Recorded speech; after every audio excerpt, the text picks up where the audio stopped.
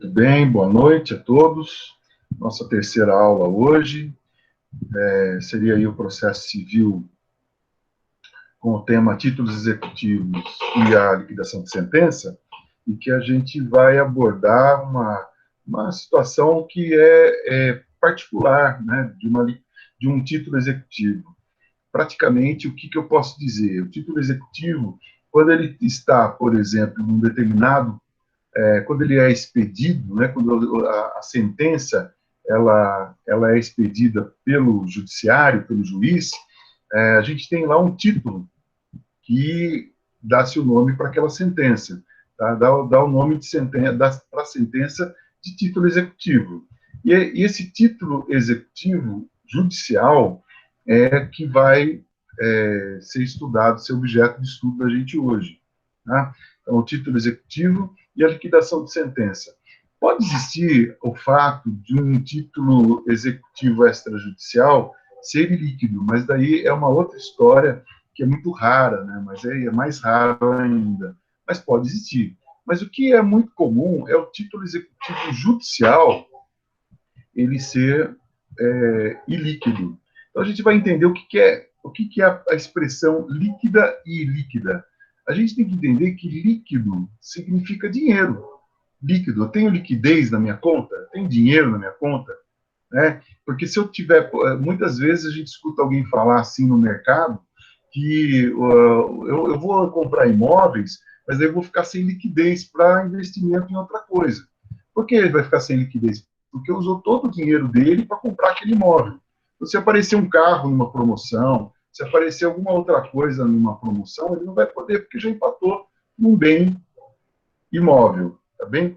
Aí, essa situação dá-se o nome aí de liquidez. A gente está, é líquido ou é ilíquido? Você tem que ter liquidez para você conseguir adquirir alguma coisa.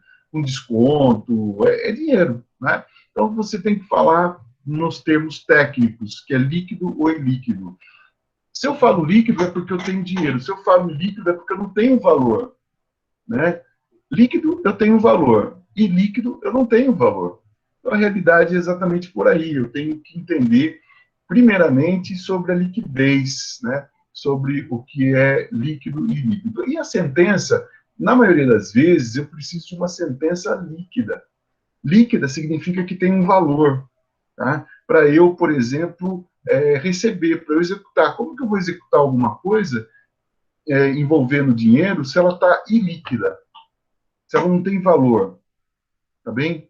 Então, existem essas questões, assim, meio, a gente pode dizer que é meio, assim, rara, mas são questões que acontecem. E se acontecer, a gente tem que fazer um procedimento, que é um procedimento à parte. Eu tenho que fazer uma petição, uma simples petição, pedindo para que o juiz arbitre, ou eu faço uma arbitragem desse valor, ou então eu sou obrigado a colocar, eu sou obrigado a fazer com que o juiz me dê esse valor. De alguma maneira, ele vai ter que se amparar para me passar esse valor. Ou então, ele vai arbitrar por um perito. A gente vai ver exatamente isso. Como que eu vou fazer? E qual que é a chave da ligação para isso? Tá? Por que eu estou dizendo? Por que eu vou falar exatamente uma coisa para vocês, sendo que vocês não têm tanta afinidade, por exemplo, com, como vocês comentaram, com o direito, o início do direito. Mas eu preciso andar com a minha ação, perdão, andar com a minha aula sob pena da gente ficar travado. Isso daqui vai fazer falta para vocês. E para ficar mais tranquilo o entendimento, o que eu vou fazer? Eu vou trabalhar o TGP junto com isso que a gente está falando aqui. Bem? Então, nessa linguagem simples que a gente está trabalhando, a gente está aqui falando a respeito disso. Nós estamos falando aqui a respeito do título executivo judicial, né, que é o nosso foco para hoje, e qual que vai ser, como que vai ser para nós liquidarmos caso ele seja uma sentença ilíquida. Então, nós vimos aí nas aulas anteriores os títulos executivos extrajudiciais e judiciais, né? Então, isso daí é uma coisa que a gente já tratou, eu trago de volta, porque essa liquidação ela é voltada para esses dois tipos de títulos. Mas o mais importante, o que nós vamos ter foco nesse momento é o título executivo judicial, porque 99% de chance de acontecer sempre com os títulos judiciais, tá bem? Por que com os títulos extrajudiciais não? Porque eles contêm um valor já. Eu não consigo executar um título executivo, né, extrajudicial, se ele não tiver um valor. Como que eu vou fazer para executar um título que ele não tem valor? Mas eu já falei, tem possibilidade? Tem. Como que eu posso exemplificar isso? Vamos supor que uma pessoa... Aconteceu uma coisa há muitos anos atrás, mas isso há muitos anos atrás, em Extrema, inclusive, com um segurança de uma fábrica, e esse segurança, ele estava... eram umas 3 horas da manhã, e veio um cara, uma pessoa, né, vestido de Rambo, parece brincadeira, mas não é, é verdade. Veio vestido de Rambo e deu um baita susto nesse vigia. E o cara travou. O cara simplesmente ficou travado. Ele não conseguiu mais, ele desmaiou, ele entrou em transe. Né? Ele levou susto, ele não esperava uma coisa daquela. Né? Uma pessoa pintada igualzinho o Rambo, com a faca nos dentes, né? Com a metralhadora de um lado, que o cara tinha dinheiro para fazer isso, né? E ele estava com todo aquele macacão do exército pintado, e ele chegou gritando, berrando, como se fosse matar o vigia. Aí ele ficou, dali para frente ele surtou, ele não tinha mais cabeça, não tinha mais, ele não conseguiu mais ser a mesma pessoa. Não sei como que ele está hoje, mas ele estava extremamente, ele ficou louco. Ele saiu totalmente daquela situação de lucidez dele. Entraram com a ação para receber danos morais, né? Foi gasto com ele danos materiais e tudo mais. Quanto que vale isso? Como que eu posso medir isso em valores? Então, eu vou entrar com uma ação para executar, por exemplo, lá na frente. Por exemplo, ele vai ter lá a ação, vai caminhar durante toda a investigação processual, aí a ação vai ter um término, uma sentença, só que ela não vai ter um valor. Né? Possivelmente ela não vai ter um valor. E como que eu vou medir esse valor? Se eu vou ter que agora executar para receber daquele indivíduo que aprontou com esse vigia. Eu tenho que falar para o juiz arbitrar um valor.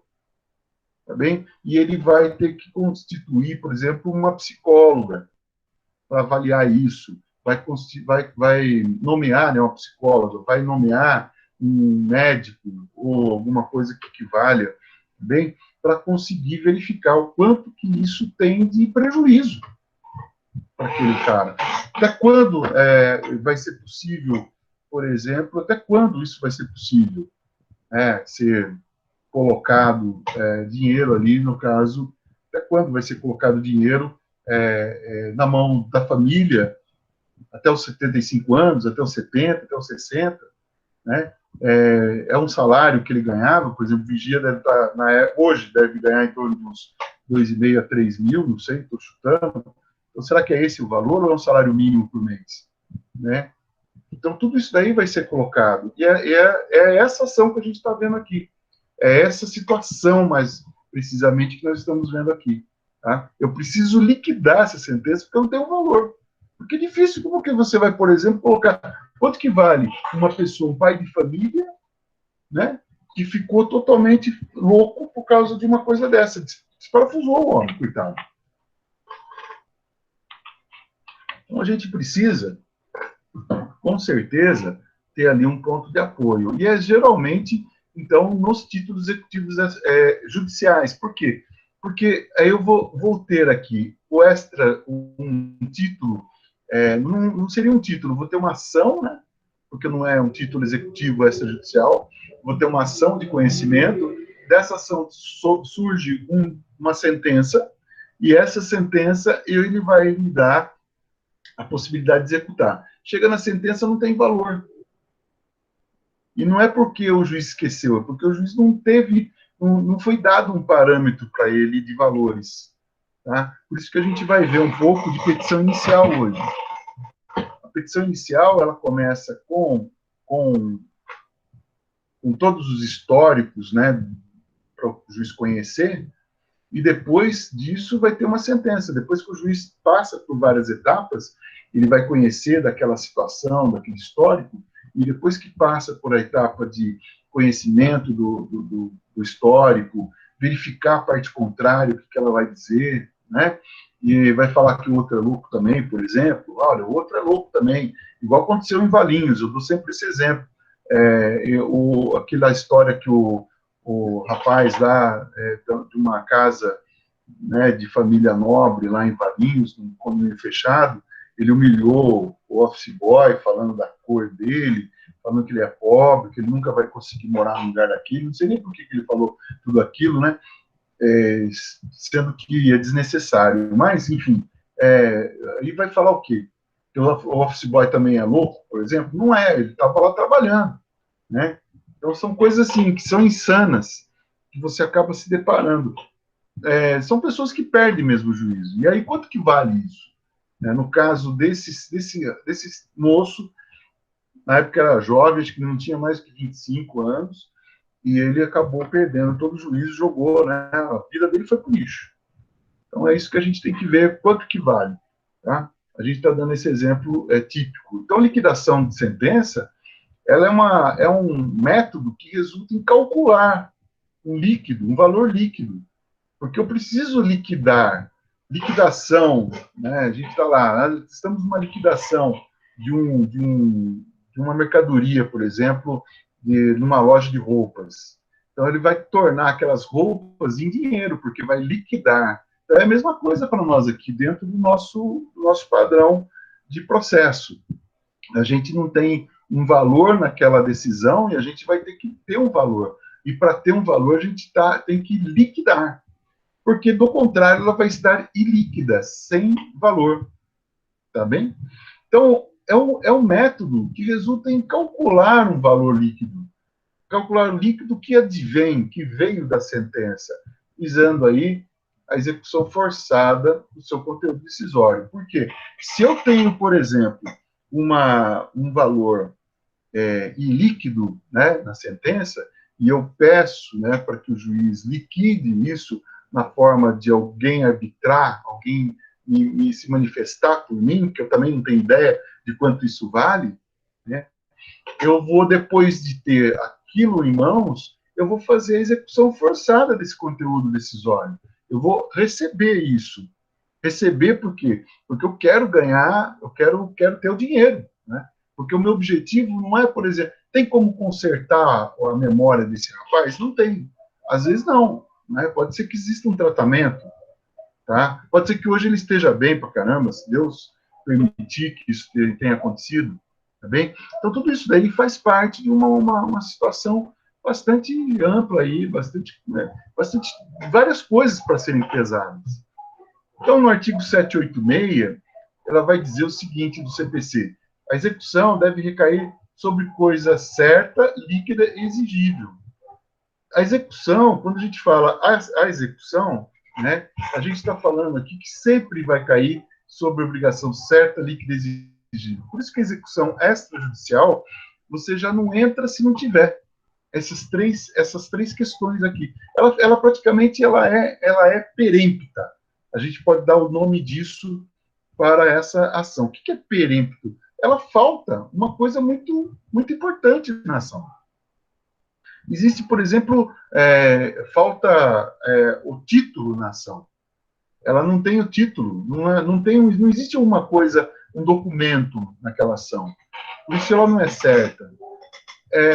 Ela não é líquida, ela não é líquida, ela é ilíquida, então falta também, não posso ter uma execução ilíquida, tá? Uma execução extrajudicial, porque aqui a gente está falando de uma sentença, e sentença é judicial, Tá? A nossa conversa aqui é judicial. Eu estou comparando com uma sentença, uma execução, melhor dizendo, extrajudicial. Né? Porque a sentença extrajudicial, por isso que um título extrajudicial, ela raramente vai ter uma sentença ilíquida. Então, vou começar de novo para ver se eu consigo o entendimento de vocês.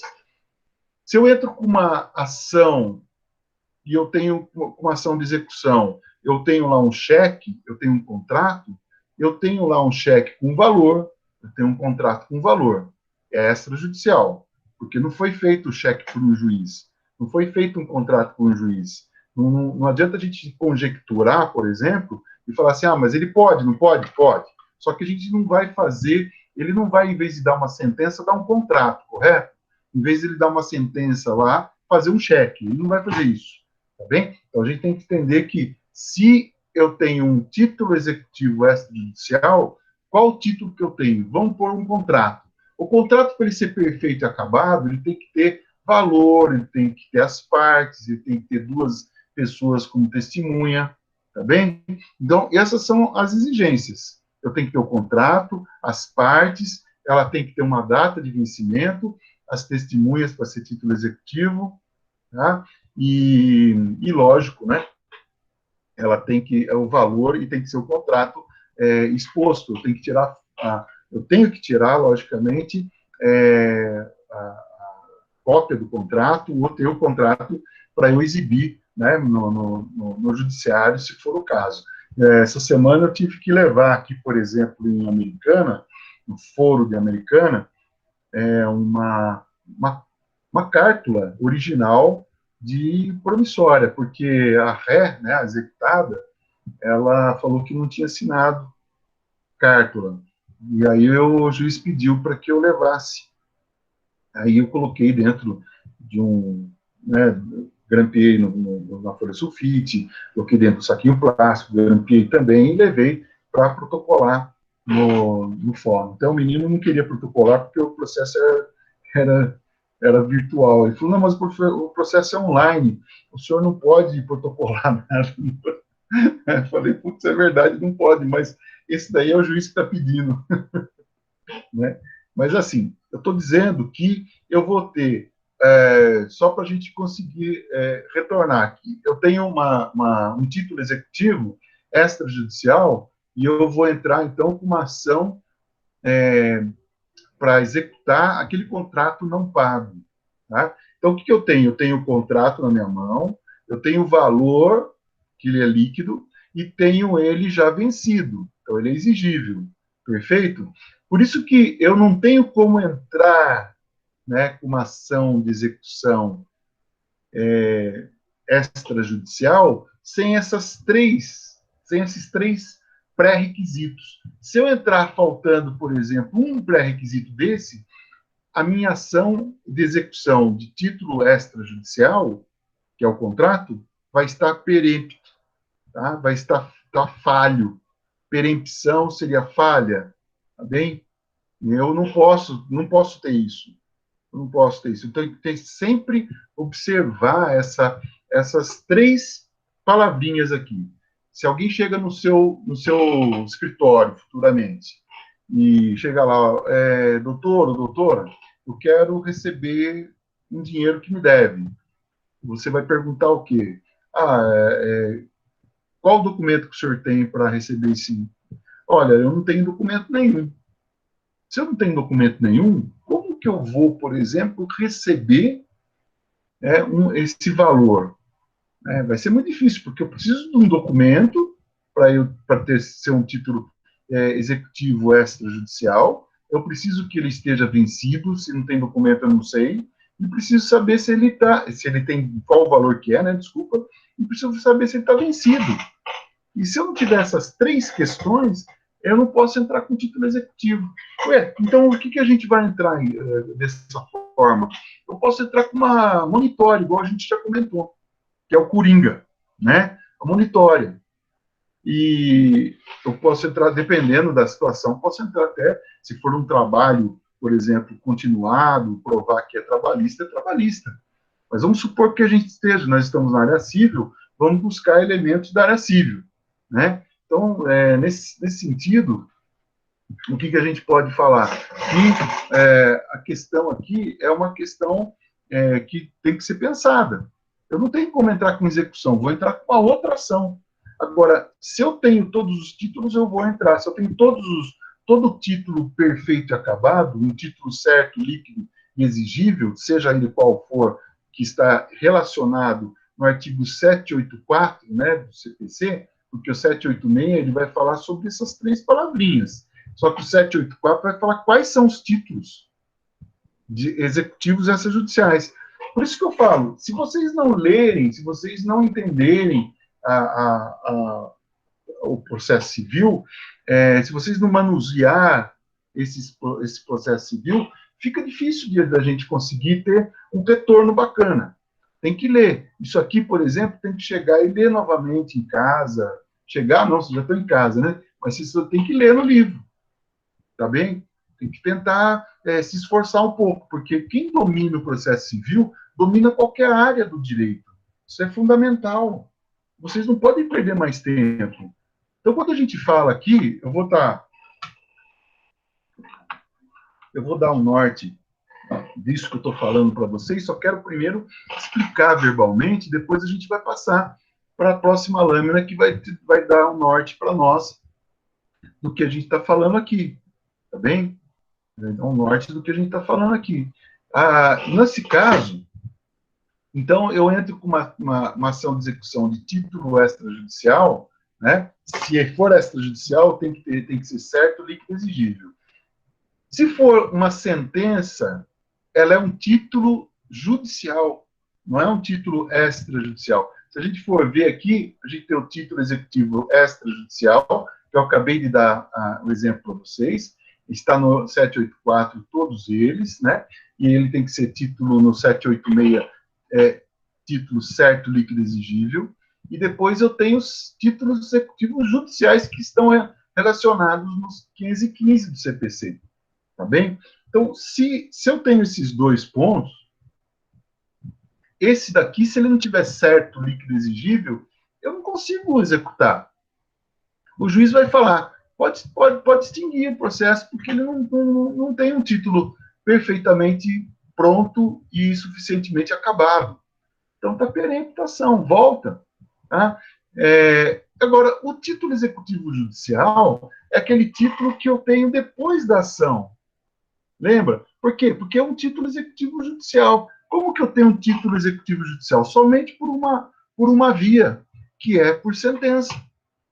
Como que eu consigo um título executivo extrajudicial? Eu consigo um título executivo extrajudicial quando eu tenho uma loja que recebo cheque, eu tenho uma loja que recebo promissória, eu tenho uma loja e, por exemplo, eu emito ali um boleto de pagamento e que está assinado uma nota promissória de garantia.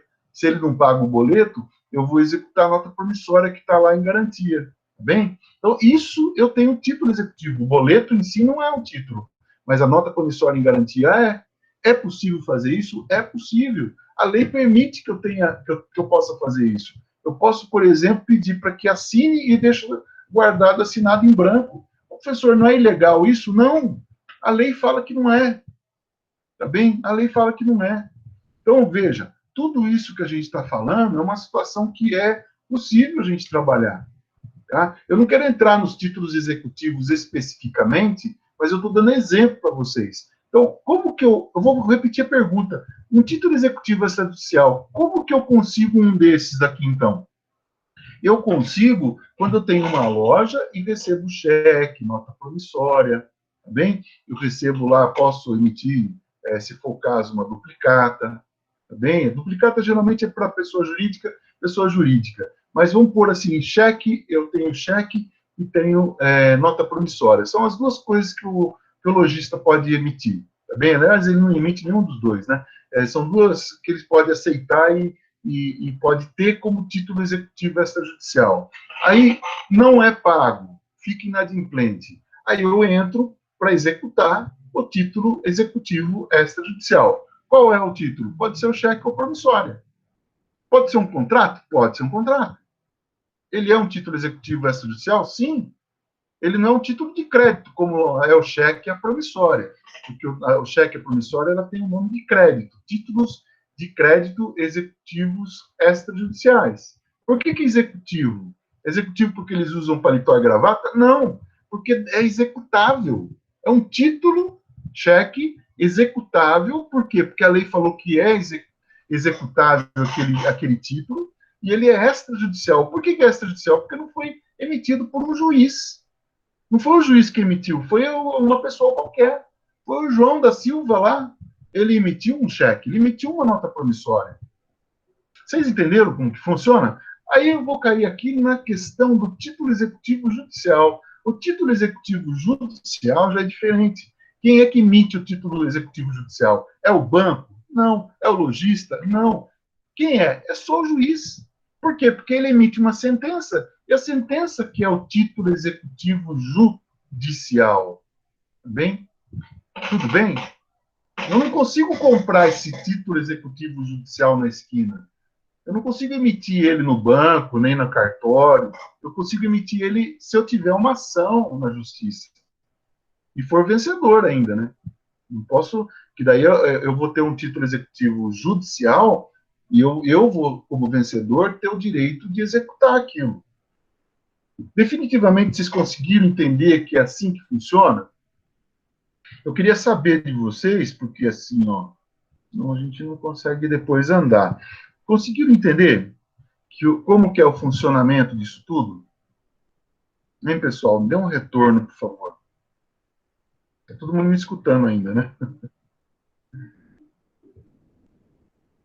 Eu acho que já foi todo mundo embora, já.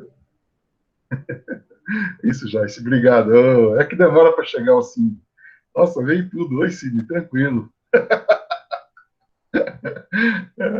Legal, eu gosto de escutar, de ler essas coisinhas aqui.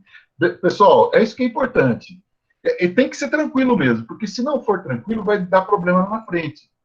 Tá? Ó, agora a gente volta aqui e vai ser mais fácil. A liquidação de sentença. A liquidação de sentença é um método que resulta em calcular um valor líquido de uma sentença que é emitida pelo juiz, né, visando a execução forçada de um conteúdo decisório. Quem que deu esse conteúdo decisório? O juiz. É o juiz. Ele que decide, só ele decide. Né? Dentro da justiça, você pode decidir na sua vida, mas quando você coloca na mão do juiz, quem decide é ele. Não dá para você, por exemplo, falar assim, juiz, não quero mais que você decida. Não dá mais. Não dá mais.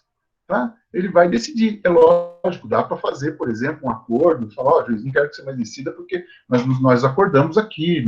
Agora, se não fizer acordo nenhum e chegar para ele e falar, não quero que você decida mais nada, isso não é possível. Tá bem? Então, vai liquidar. Aí o 786 vai dizer que tem que ser sempre certo, líquido exigível, para que a gente consiga ter uma execução que recaia nessa obrigação, que seja consubstanciada em um título executivo. Às vezes, aí a gente entra aqui nessas vezes, né? Às vezes, a gente tem lá uma ação que não precisa ser uma execução, mas foi uma ação de conhecimento, que chegou no final, teve a sentença, e essa sentença não foi líquida. Ela foi ilíquida. Então, aí que vem a coisa que a gente está estudando aqui. Aí entra a nossa aula. Uma vez preparada a nossa situação aqui, entra a nossa aula agora. Então, conforme o parágrafo único, a necessidade de simples operação aritmética para apurar o crédito, o exequente não retira a liquidez da obrigação. Perfeito. Se eu precisar fazer alguma conta aritmética, uma planilha para eu desenvolver isso e fazer a cobrança, eu faço. Tá? Então, conforme o parágrafo único, tem um parágrafo único que fala assim, se houver necessidade de uma simples operação aritmética, que é matemática, fazer lá isso vezes isso, dividido e multiplicado, para apurar um crédito exequendo, que a gente fala, né, não retira a liquidez da obrigação. Tá? Eu não vou precisar, por exemplo, pedir para que haja ali uma manifestação do juiz ou de algum profissional perito. Tá? Eu posso eu mesmo fazer uma operação, se for dessa forma, né, a situação. tá? Eu tenho lá um valor para receber de um acidente de carro, e aí eu coloco, por exemplo, lá os dias que eu fiquei parado que não foi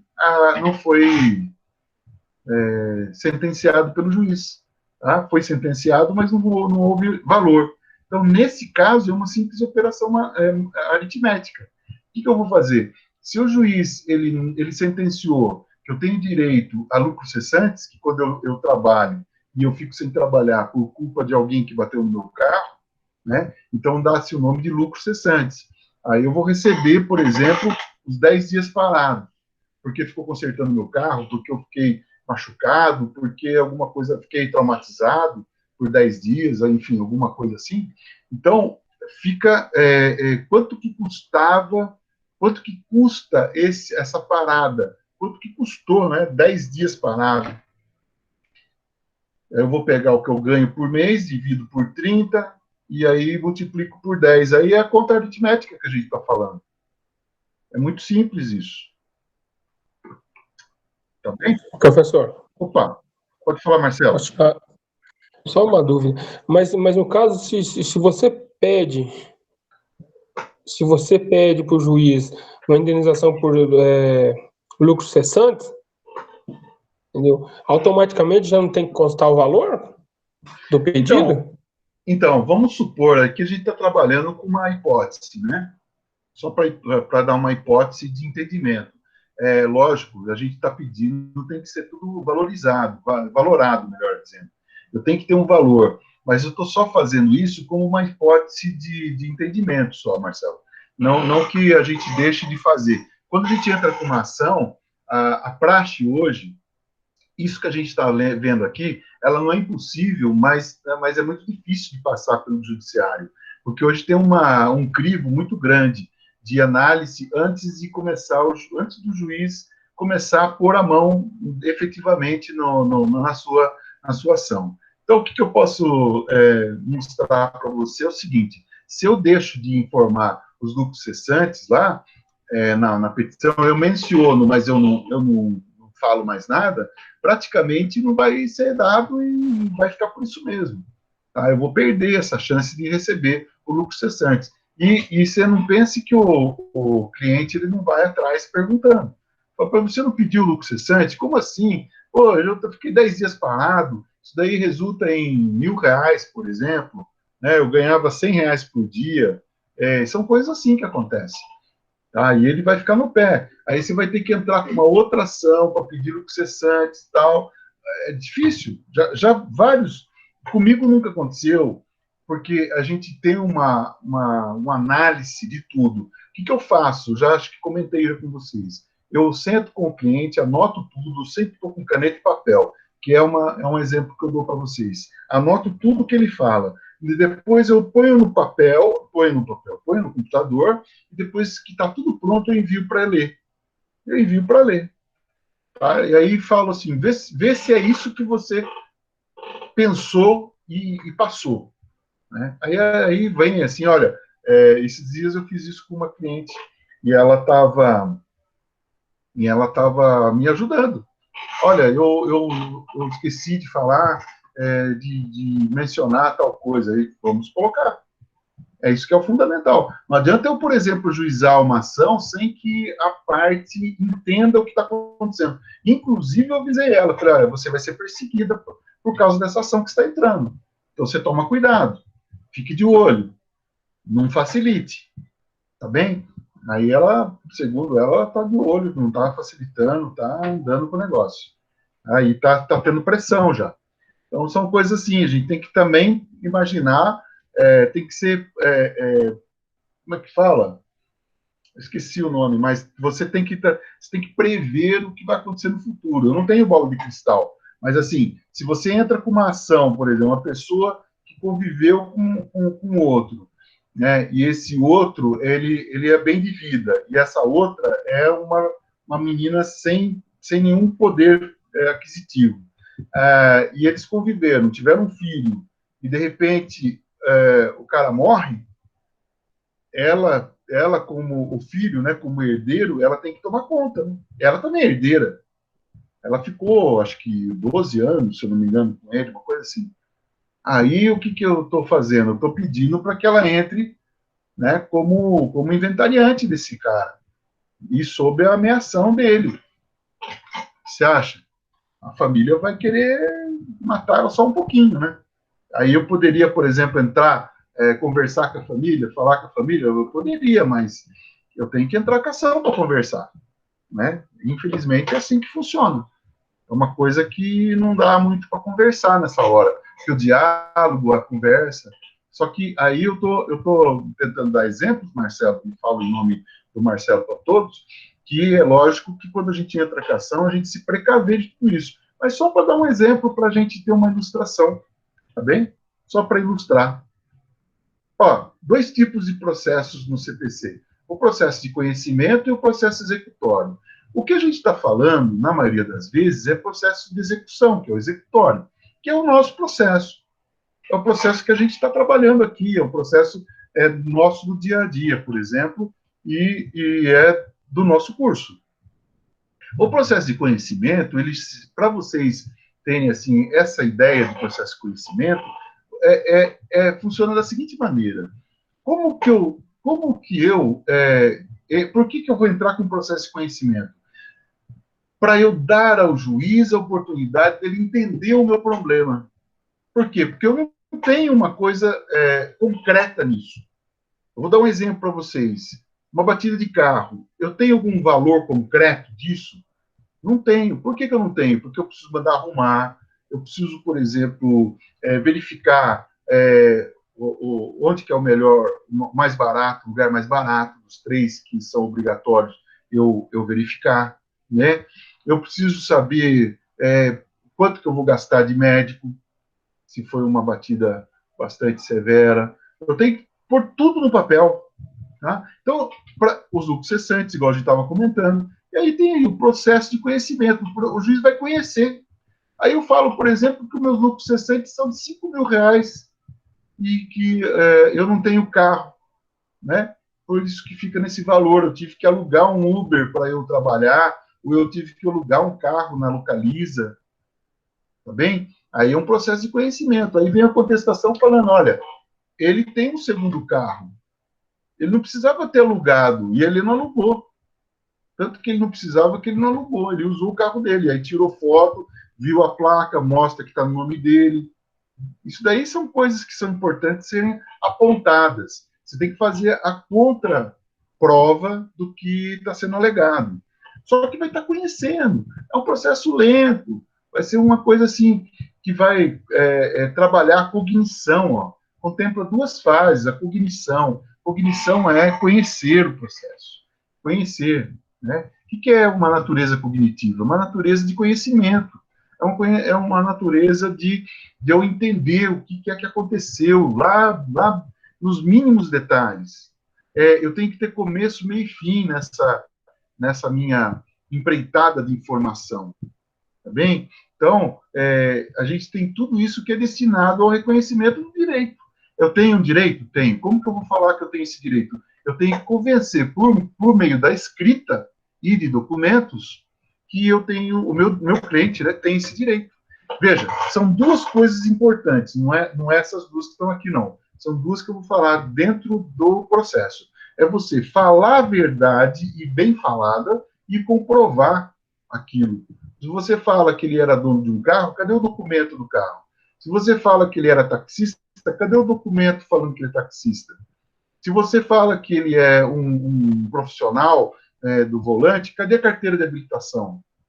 Né? Se você fala que ele é um cara idoso, cadê o RG, por exemplo, ou a carteira de habilitação também fala, mas o RG falando que ele tem 60 anos de idade ou mais. Tá? Então, tudo isso tem que ser comprovado.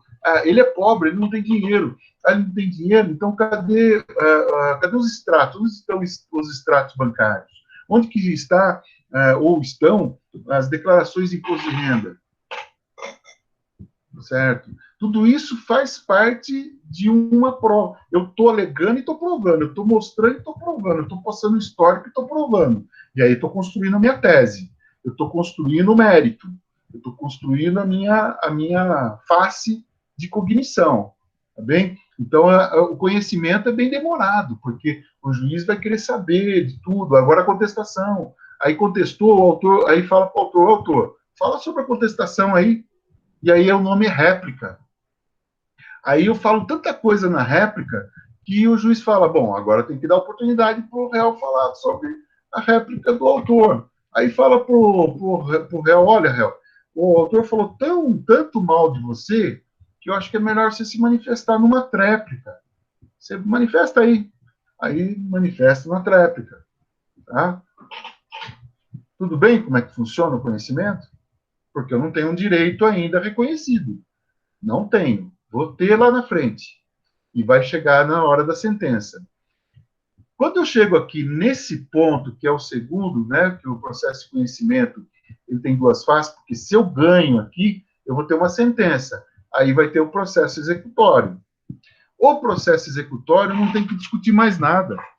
Tanto não discute aqui, quanto não discute quando eu entro ele com ele direto, quando eu tenho já o contrato pronto, quando eu tenho, por exemplo, um cheque. Eu não preciso discutir. Vou dar um exemplo para vocês, nesse caso, se eu tenho um cheque pronto. Se eu tenho um cheque pronto, eu preciso discutir que aquele cheque tem um valor de R$ 1.000, sempre está escrito lá? Não. Eu preciso discutir que aquele cheque foi assinado por fulano de tal, sempre está o nome dele lá e assinado? Não. Eu preciso discutir alguma coisa referente à data, se a data está escrita lá? Não. Então está tudo certo. Eu não preciso, por exemplo, falar que aquele cheque não é cheque, que não foi preenchido direito, que foi preenchido depois que eu assinei em branco. Não tem valor. Não existe, não tem um valor palpável nisso. É claro que tem as defesas do cheque, tem as defesas do contrato. Tá? É claro que tem. Mas a gente não vai discutir o mérito disso, tem que estar lá para pagar.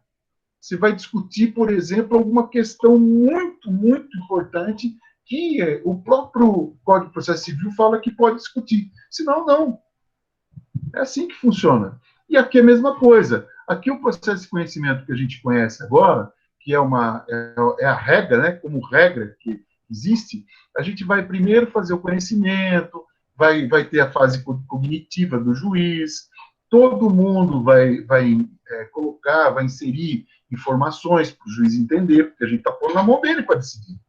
Se a gente não quisesse, não poria na mão dele. Então, se está pondo na mão do juiz para decidir, ele vai ter que, você tem que informar, tem que falar toda a verdade da situação. E aí ele sentencia, fala realmente o autor tem razão. Ah, o autor tem razão, aí você tem um processo para você concluir caso o réu não pague. O autor tem direito, foi reconhecido por sentença, e sendo reconhecido por sentença, eu tenho direito de receber. Não pagou. Se o réu não pagou, o processo executório aqui, né, começa a ter validade, começa a valer, que é o tal do cumprimento de sentença. Tá certo? Aí a gente está falando do cumprimento de sentença, porque eu tenho um reconhecimento de um direito, tá? O reconhecimento de um direito está na minha mão, foi sentenciado, eu tenho um título executivo judicial. Tem ou não tem?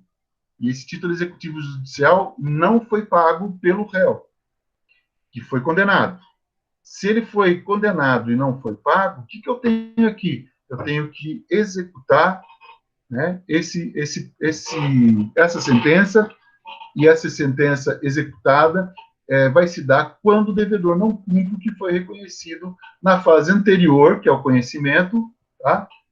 Ou seja, o cognitivo. Mesma coisa. Cognitivo ou conhecimento. Né? Cognição ou conhecimento. Perguntas, dúvidas? Tudo certo? Entenderam? Opa. Entenderam? No processo de conhecimento, é dado prazo para cumprimento de sentença, para que aí o exequente possa entrar com o processo executório. Olha, no cumprimento de sentença, no processo de conhecimento que você está falando, é dado um prazo para o cumprimento. É assim, ó. Deixa eu só ver uma coisa, Vitória. Deixa eu só. Peraí. Vamos falar aqui já com o nosso fluxograma. Eu acho, Vitória, que eu consigo aqui te mostrar melhor aqui nesse quadro sinótico. Está todo mundo vendo o quadro sinótico, né? Só para eu saber. Só um respondendo já me ajuda. Bem? Beleza, obrigado, Joyce. Ó, pergunta da Vitória, acho que todo mundo tem acesso, certo? Que ela está perguntando que no processo de conhecimento é dado prazo para cumprimento de sentença. Eu tenho aqui, ó, para vocês, o procedimento padrão de um título executivo extrajudicial. Vai dar para responder direitinho o que você está perguntando. Tá? E se eu não responder, você me cobre isso, que eu quero responder, tá bom? E depois que a gente terminar aqui com a sentença, a pergunta da Vitória é aqui, ó, já está no final aqui. A sentença, porque eu tenho a petição inicial, aqui está o gráfico certinho para a gente entender e não ficar devendo informação para ninguém. Veja só, eu tenho aqui a petição inicial, né? E depois eu acabo com a sentença. A Vitória está perguntando, aqui na sentença, dá algum prazo para o réu pagar? Dá. Ele tem 15 dias para pagar ou para recorrer. Tá certo? Vamos supor que o réu ele não pague e não recorra. Aí eu vou entrar com cumprimento de sentença. Então, vou repetir. Tem a sentença? Tem. Ele tem 15 dias para pagar ou recorrer. Se ele não pagar e não recorrer, o que eu vou fazer? Eu vou fazer o cumprimento de sentença. E o cumprimento de sentença, ele é assim. Ele vai te dar 15 dias para você responder o porquê que você não pagou. Você vai ter 15 dias de prazo para você responder sobre pena. Por que você não... Vai ter 15 dias de prazo para pagar, vamos dizer assim. Só que você não paga. Aí, mesmo assim, e não responde nada. Você tem mais 15 dias para fazer um pagamento definitivo, com juros e correções. Se você tem 15 dias não cumprimento, sem pagar nada. Tá? Você não vai pagar nem multa, nem juros, nem 10% de honorários. Mas, se você não responder, não pagar, não fizer nada, você tem mais 15 dias para pagar com juros, correção, multa, do cumprimento de sentença. Então, até a sentença, o que foi decidido, você tem que pagar. Até a sentença. Tá bem? Aí, a partir da sentença, você tem 15 dias para fazer o pagamento ou recorrer por apelação. Não apelou, não recorreu. Aí o autor da petição inicial, ele entra com o cumprimento de sentença, e aí tem 15 dias para fazer o pagamento quando entra com o cumprimento de sentença. Não pagou. Aí tem mais 15 dias para pagar, mas daí com juros, correção, honorários educatícios. Então, se isso daí acrescenta por volta de uns 40% a mais. Então, se você ganhou durante o processo 40%, se você ganhou, você pode perder ali na hora do cumprimento de sentença. Tá? Pensei que o prazo fosse maior. Talvez até um tempo extra que o credor deveria esperar. Não, não tem esse tempo extra, não. Esse tempo são os 15 dias. Mesmo porque, Vitória e demais alunos, a gente tem aqui uma petição inicial que pode ter sido ingressada, por exemplo, há 2 anos atrás, 3 anos atrás. Tá? Então, já tem um tempo esperando, tal, aí quando chega a sentença, quer receber. Né? Então, é meio que rápido. A execução ainda, tem que ser rápido. A execução ela não é uma coisa que tem que ser demorada. Eu não tenho que ficar discutindo nada, não sei o quê. Teve um caso que eu contei para vocês esses tempos atrás aí que o juiz estava marcando a audiência, não é? Marcou audiência de instrução e julgamento. Eu pensei, mas em que planeta que esse cara tá para fazer um negócio desse? marcar audiência de instrução e julgamento numa ação de execução. Mas tudo é possível, né? A gente tem essa possibilidade também. Inclusive, aqui eu coloco, né, a designação de audiência de conciliação, instrução e julgamento, caso hajam provas além das documentais. Tudo bem? Então, se tem prova. No caso, não tinha prova nenhuma. Não tem prova nenhuma para ele analisar, todos os documentos estão perfeitamente resolvidos ali, então ele está se valendo do artigo 920 para marcar essa audiência. Tá? Porque é tudo inoponível. A gente está falando, vocês não tiveram ainda essa ação vocês não tiveram aula de títulos de crédito, mas perceba uma coisa, que títulos de crédito não tem que discutir. Eu já fiz a enquete com vocês. Pega uma folha de cheque preenchida, assinada e datada, e você pergunta assim, preciso discutir alguma coisa em relação ao valor? Não. Por quê? Porque está lá escrito. Preciso discutir alguma coisa sobre a data ou sobre a assinatura? Não. Mas por que eu não preciso? Porque está lá escrito. Eu vou discutir o que mais. É porque eu não recebi o produto. Opa, aí é diferente. Não recebeu o produto? Não. Então aí é a hora da gente ter que discutir, não receber o produto. Mas não adianta alegar. Por que eu falei para vocês? Se você alega uma coisa, tem que provar. Toda vez que você alega, prova. Lógico que às vezes você vai alegar e não tem como provar. Não adianta a gente ser altruísta falando, não, mas toda vez que alegar, vai que vocês tenham ali um pai, uma mãe, eles sejam advogados e vocês peguem, por exemplo, fazer um professor falou que tem que provar o que está alegando. Aí não dá também, né? Aí você vai ter que ter um caminhão de provas. Mas vamos supor que isso seja o deslinde da questão, seja o ponto fulcral da ação. Eu vou... não entregou a mercadoria. Já veio um monte disso para mim. Eu entro com a ação, por exemplo, eu venho um cheque, né, sem fundos, com protesto, com cobrança, com vários...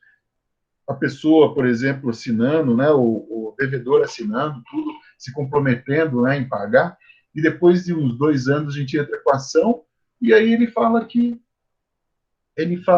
aquilo não entregou a mercadoria.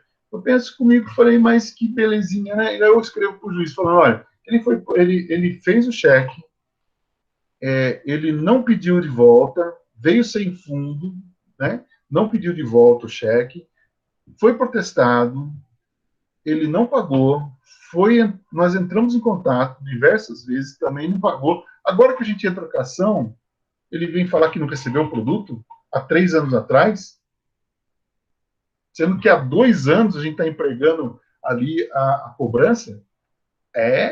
No mínimo, brincadeira, né? No mínimo é uma brincadeira de mau gosto que a pessoa está fazendo. Mas a gente tenta sobrelevar isso daí.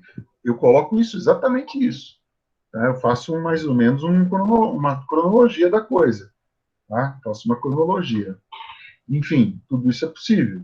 Então, vamos lá. Vamos pensar aqui em termos do fluxograma. O Pedro está perguntando aqui também. Então, após o vencimento dos 15 dias, não precisa esperar o devedor cumprir de forma voluntária? Assim, Pedro, o que eu imagino aqui que você está perguntando é o vencimento dos 15 dias, que tem vários 15 dias nesse mundo nosso aqui. Mas vamos pôr assim, a sentença... Na sentença, por isso que o advogado tem que ficar atento na sentença. É muito complicado nesse dia, mas tem que ficar. Na sentença, tem que estar esclarecendo a data. Quando você já entra com a ação, você tem que fazer com que ele pague em 3 dias, em 15 dias, ou em 10 dias, ou imediatamente. Porque se a gente está falando de um título executivo extrajudicial, a gente está falando de um contrato, de um cheque, de alguma coisa que está lá na lei, falando que é imediato. Então, se houve ação, é porque teve ali algum enrosco meio complicado. E esse enrosco vai vir desvendado totalmente na sentença, quem tem razão. Tá bem? Aí, chegando na sentença, o juiz ele dá ganho de causa para o autor, só que ele não, por exemplo, não mostra, ele não informa a data para pagamento. mas pressupõe que quando perde, tem no mínimo 15 dias para pagar. No mínimo 15 dias. Por quê? Porque ou ele paga em 15 dias, ou ele tem esse mesmo prazo para ele apelar. Ou, no caso aqui, fazer um embargo de declaração. Isso daí é uma outra fase de estudo de vocês, mas a gente tem que falar para vocês entenderem como que pode ser feito isso daí, né? O meu cumprimento de sentença. Mas eu tenho que esperar o trânsito em julgado, que é de 15 dias. Porque passaram os 15 dias de espera, né? Uma vez terminado esses 15 dias, eu tenho já direito de receber. Só que eu não posso, por exemplo, como que eu vou receber? Vou bater na porta dele? Né? Vou ligar para o advogado? Se ele não pagou, porque não quis pagar, porque saber que ele deve. Né? Que a sentença veio para mim, veio para o réu também. Aí eu entro com o cumprimento de sentença, a partir desse momento, porque não tem apelação, não tem pagamento. Vai ser o cumprimento de sentença. No cumprimento de sentença, que começa tudo outra vez. Ele tem mais 15 dias para pagar, sem nenhum acréscimo. Ou, se ele não pagar nesses 15 dias, ele vai ter mais 15 dias para pagar, mas aí com juros, correções, mas desde a citação. Desde a citação. Aí vem desde aqui da petição inicial. Daí a pancada é grande. Aí a pancada é grande. Desde a citação. A petição está aqui, desde a citação.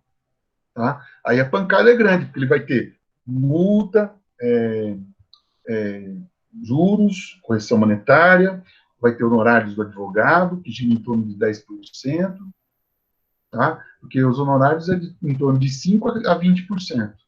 Então, gira em torno de 10%, né? Para não ser muita coisa, nem pouca. O artigo 523 diz respeito já ao cumprimento de sentença. Ele diz respeito ao cumprimento de sentença. Daí você tem que confirmar lá para mim, Vitória, porque eu não tenho, assim, lembrança dos artigos em especial.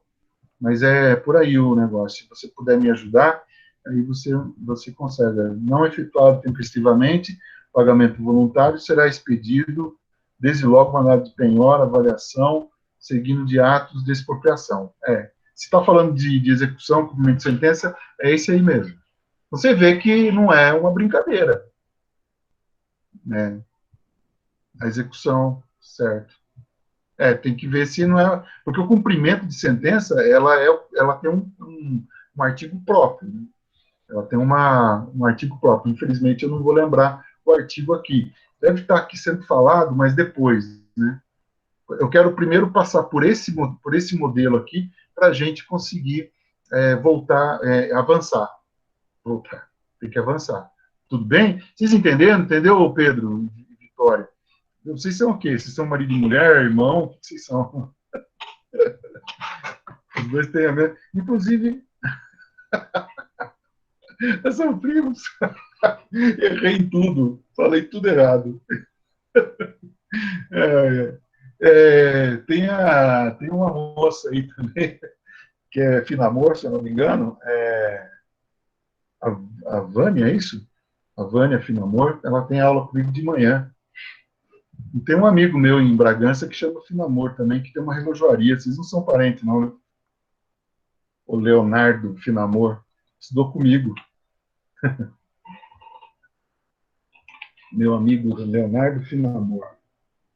Enfim, é igual o Morbidelli, né? Todo mundo fala, você conhece não sei quem Morbidelli? Eu falei, nossa, cara, só conheço os antigos e olha lá ainda. Bom, vou explicar essa tabela aqui para vocês.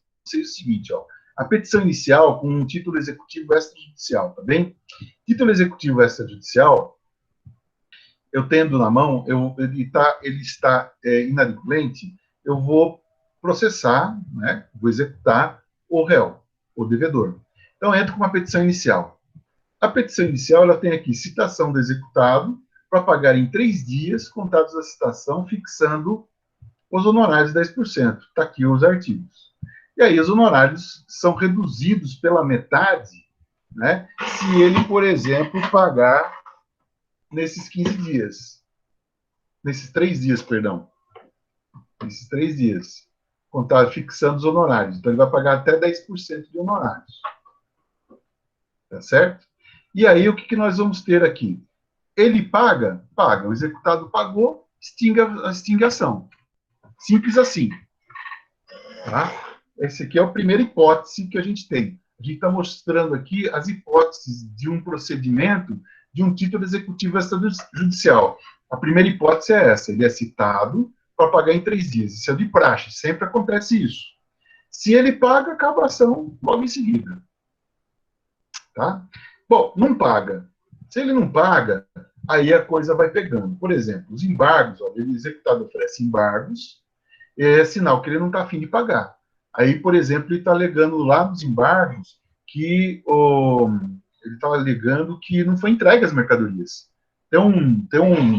Uma ação aqui que foi ingressada de execução contra o cliente meu e que é um casal que está executando dizendo que ele recebeu mercadoria e não pagou. E aí eu estou querendo que ele exiba o comprovante, que como ele é pessoa jurídica, e o meu cliente é pessoa jurídica também, eu quero que ele comprove com a fatura assinada, aquele tal do canhoto, que ele entregou a mercadoria para aquele meu cliente. E aí está uma brigalhada feia, que inclusive preciso dar uma olhada nessa ação com bastante amor e carinho, né? Então, eu estou alegando para ele juntar essa fatura assinada.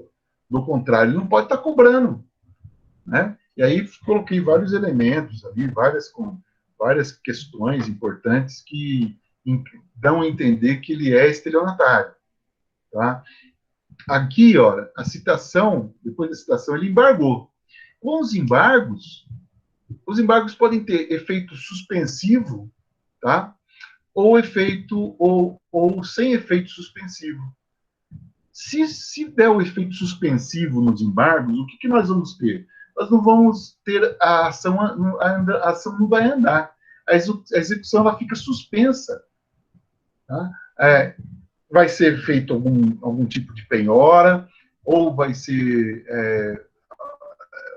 o juiz, às vezes, não vai fazer nenhum tipo de penhora, mas ele vai suspender vai fazer a suspensão da execução até que haja a possibilidade de julgamento.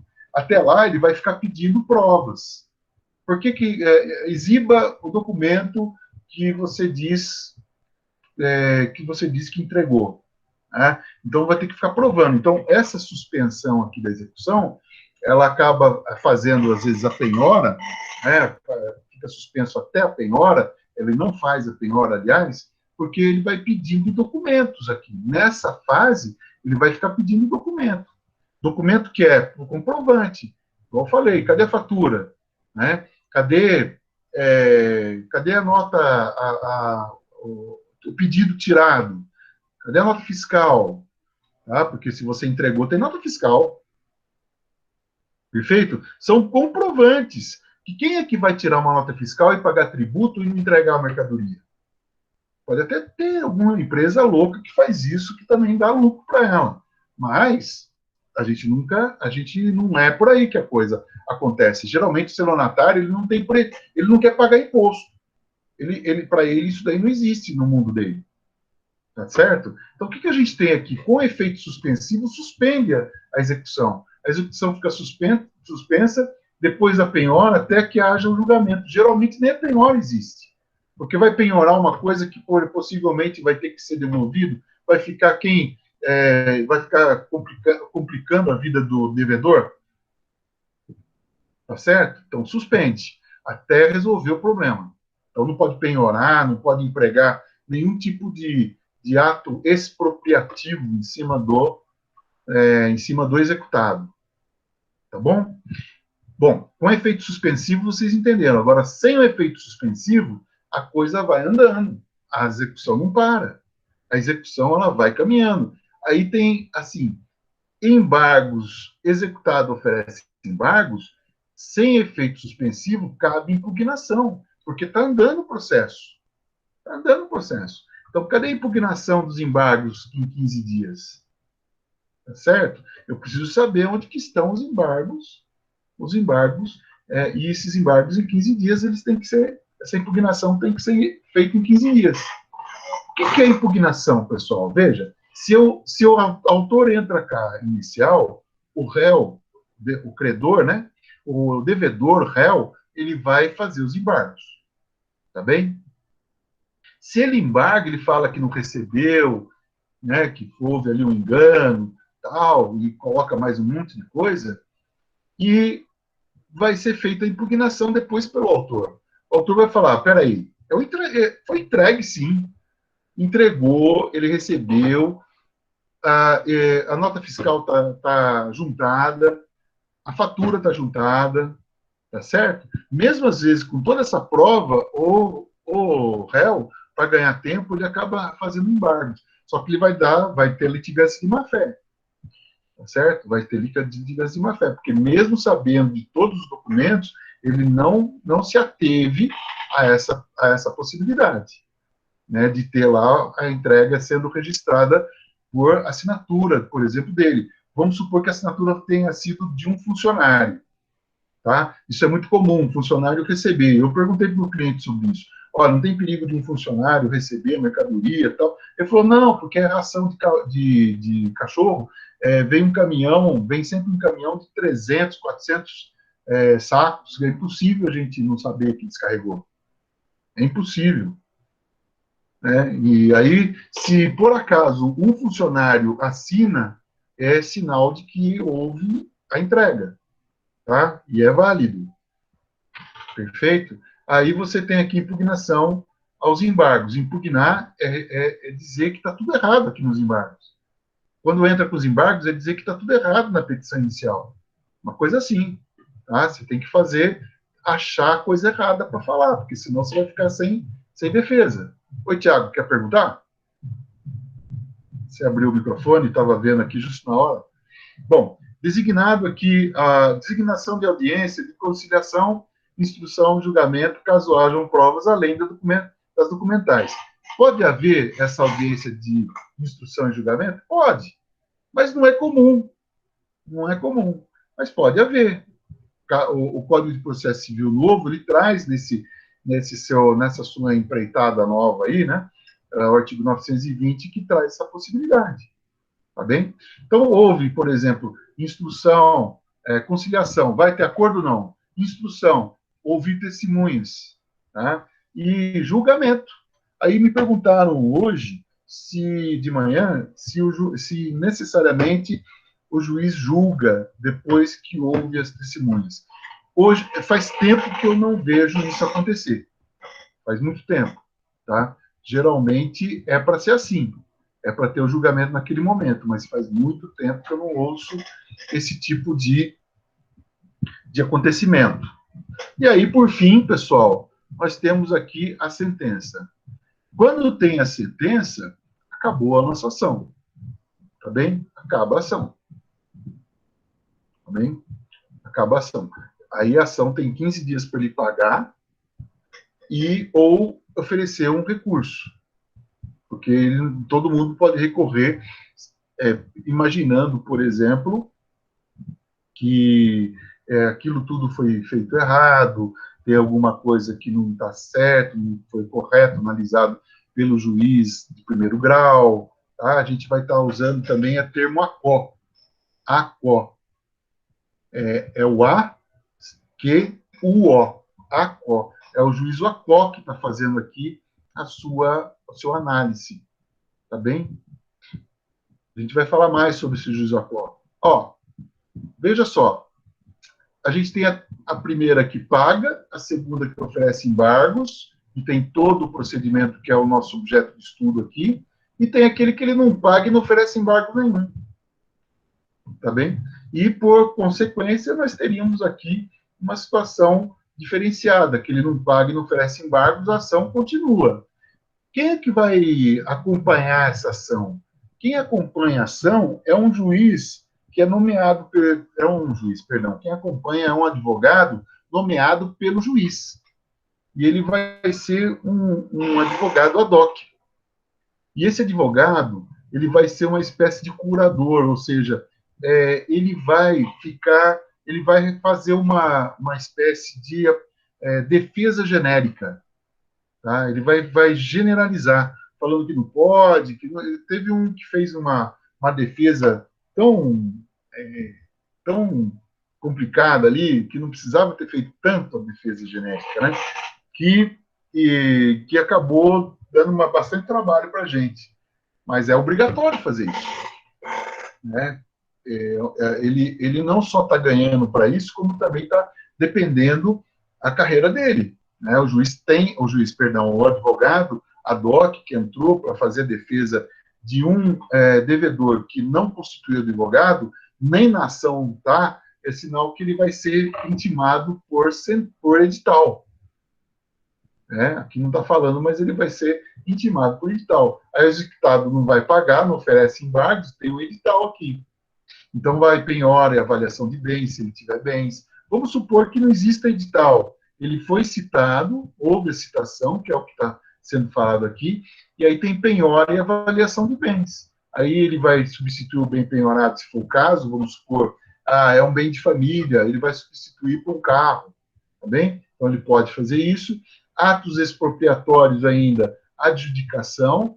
Adjudicação significa que o credor ele pode comprar o bem penhorado, tá? Para adiantar para ele o negócio. Às vezes é uma lancha, ele queria sempre ter uma lancha, e ela é nova, e eu débito é justamente o valor, ele fica com a lancha e pronto. Então, é um exemplo hipotético. Tá? Então, ele adjudica. Adjudicar é comprar. Porque tem uma palavra parecida com essa que não pode ser confundida, que é a tal da adjudicação compulsória. A adjudicação compulsória é outra coisa, referente a imóvel. Tá? É referente a imóvel, que você paga e o credor não passa a escritura, aí você entra com uma adjudicação compulsória. Aqui, adjudicar, nesse ponto aqui, é você pagar para ficar com o bem. Para ficar livre do problema logo, para acabar com a ação. Tá bem? Aí tem alienação por iniciativa particular. Digamos que esteja penhorado um bem lá, um carro, uma moto, e o devedor ele queira vender esse bem para pagar em dinheiro, porque ele sabe que vai ganhar muito mais vendendo do que, por exemplo, sendo adjudicado pelo credor. Tá? E muito mais ele vai ter dinheiro, vai receber muito mais do que uma asta pública, do que colocar em asta pública. O que é asta pública? É leilão. É leilão. Se for imóvel ou móvel, vai ser leilado. Tá bem? E o usufruto. Hoje tem uma questão interessante no Código de Processo Civil, no artigo 867 e 868, que ele vai falar, por exemplo, que enquanto tiver recebendo alguma coisa daquele imóvel, tá? Por exemplo, o devedor ele mora num imóvel e aluga um outro. E aí aquele outro que ele aluga, ele pode, por exemplo, passar o usufruto daquele imóvel alugado para o credor. Digamos que seja alugado lá, tem um caso aqui que uma escola que aluga de um proprietário o lugar que ela faz lá, onde dá aula, né, o lugar da escola, aluga por R$180 mil. Suponhamos que o devedor, esse dono do imóvel, ele esteja devendo R$1 milhão. Então, ele fica praticamente recebendo até acabar a dívida. É possível. O juiz permite isso e tem que ser, logicamente, perseguido. É uma novidade, né? Antigamente, isso aí era o anticrese. Anticrese era isso. Você tinha uma das formas do direito real. Uma das formas, que era o anticrese. Anticrese, por exemplo, era exatamente isso. Você tinha lá os frutos daquele recebimento do devedor. Se o devedor estivesse com um bar, por exemplo, aí todo o rendimento dele poderia ser direcionado para o credor. É uma das questões que podem acontecer, né? Mas, nesse caso, ninguém vai querer ter trabalho, né? A mais do que já está tendo. Aí tem aqui o pagamento ao credor e restituição do saldo, caso haja o executado. Tá? Disso tudo aqui que foi expropriado, vai pagar ao credor e restitui para o devedor que sobrou. e a extinção do processo, por meio do 924. Então, tem toda uma passagem de ponto a ponto aqui, importante para o nosso benefício de entendimento, que é o título executivo extrajudicial. Bem? Tem alguma pergunta para ser feita aqui, que ficou em aberto, que vocês não entenderam? Se tiver, pode fazer. Fico feliz se tiver. Posso seguir? Se a gente falou do título executivo extrajudicial, é importante a gente também mencionar sobre o título executivo judicial, que é exatamente a partir da sentença, o cumprimento de sentença que a gente tem que estar aqui resolvendo, está falando, tá bem? Então é isso que nos importa agora dentro da nossa ótica. O que a gente tem aqui? Eu não acabei aqui atrás com a sentença? Acabei, né? Bom, 15 dias para apelar ou 15 dias para pagar. A gente está falando desse segunda hipótese. Então, não pagou e não apelou. Bom, aí eu passo para a segunda fase aqui. Segunda fase, na mesma instância, que é no mesmo juiz, né, na mesma vara, essa sentença transitou em julgado, eu vou fazer o cumprimento da sentença. Cumprimento de sentença, tem 15 dias para pagar voluntariamente a dívida.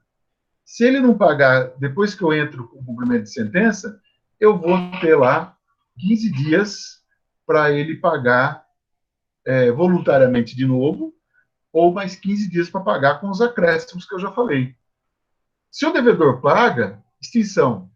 Não é isso que a gente vai falar aqui, porque já acabou a nossa aula, se fosse isso.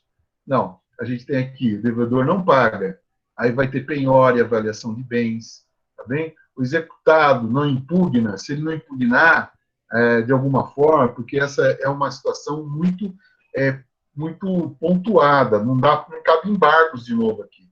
Aqui não vai poder, nessa parte aqui, não dá para embargar, não dá para... O que dá para fazer aqui? Qual que é a impugnação? A gente tem uma peça muito, assim, específica, que chama-se exceção de pré-executividade. Mas assim, você tem que ser muito bem... tem que ser muito bem elaborada essa peça, para que o juiz não fique falando para bobagem ali para você depois. Tá? É uma exceção de pré-executividade. Então, se o executado não impugna ou não oferece nenhum tipo de afronta ou de resistência, vai aqui os autos expropriatórios. A adjudicação, que a gente já sabe, né? Que é o fato do credor comprar um bem que o devedor tenha. Alienação por iniciativa particular do devedor. O devedor pega o bem e vende, tá? Ou se tiver penhorado, pode ser o próprio credor fazer a venda, porque pegou um dinheiro legal e está todo mundo ciente disso. Ou asta pública, que é leilão, ou usufruto que a gente falou. Fica em poder do credor aquele aluguel do imóvel, enfim, alguma coisa que esteja dando lucro. Pode ser inclusive, vamos dizer assim, algum dividendo de uma ação que ele tenha adquirir uma ação que está dando dividendos, e ali tem um valor substancial, ele pode pegar para ele receber até o momento da quitação, tudo isso é possível. Aí depois o pagamento do credor e restituição do saldo executado e extinção da ação. Tá? E aí tem uma outra vertente aqui, depois que o devedor não paga, penhora e avaliação de bens. Tá bem? Aí o executado impugna em 15 dias.